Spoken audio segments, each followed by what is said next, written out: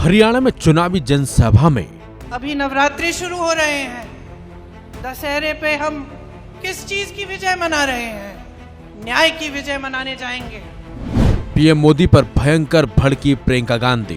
3 काले कानून लाने वाले मोदी जी अपने घर से तब 5 मिनट के लिए बाहर नहीं आ पाए जब आप महीनों से उनके दरवाजे के पास कुछ ही किलोमीटर दूर दिल्ली के बॉर्डर पे खड़े हुए उनसे न्याय मांग रहे थे। किसानों के साथ अन्याय करने का लगाया आरोप।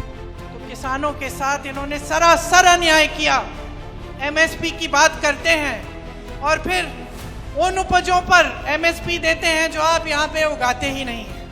हरियाणा में विधानसभा चुनाव के लिए 5 अक्टूबर को वोटिंग होनी है। इसके लिए सभी राजनीतिक दल जोर शोर से चुनाव प्रचार कर रहे हैं। लेकिन इसी बीच जिंद में कांग्रेस महासचिव प्रियंका गांधी ने एक जनसभा को संबोधित किया, जिसमें प्रियंका गांधी पीएम मोदी पर जमकर फायर हुई और तो और किसानों के साथ अन्याय करने का भी उन्होंने आरोप लगा डाला। सुनिए प्रियंका गांधी ने किस तरह से बीजेपी के साथ साथ पीएम मोदी पर गंभीर आरोप लगाए और जमकर पीएम मोदी को घेरा। आपकी परंपरा रही है, भगवत गीता की सीख से ही महात्मा गांधी जी ने हमारा स्वतंत्रता संग्राम चलाया। आज उनका जन्म दिवस है।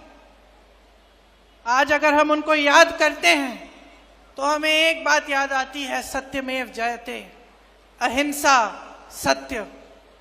और कहाँ से मिली उनको ये बातें? भगवत गीता से मिली, भगवान श्री कृष्ण के प्रवचन से मिली, उनके संदेश से मिली। अभी नवरात्रि शुरू हो रहे हैं।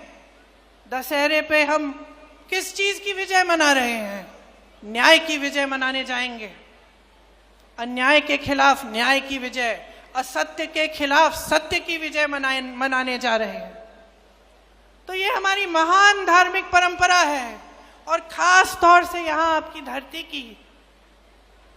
और आज आपके साथ हर स्तर पर विश्वासघात हो रहा है, हर स्तर पर अन्याय हो रहा है। मैंने कहा किसानों की धरती है, जवानों की धरती है, पहलवानों की धरती है।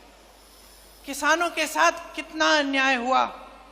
3 काले कानून लाने वाले मोदी जी अपने घर से तब 5 मिनट के लिए बाहर नहीं आ पाए जब आप महीनों से उनके दरवाजे के पास कुछ ही किलोमीटर दूर दिल्ली के बॉर्डर पे खड़े हुए उनसे न्याय मांग रहे थे।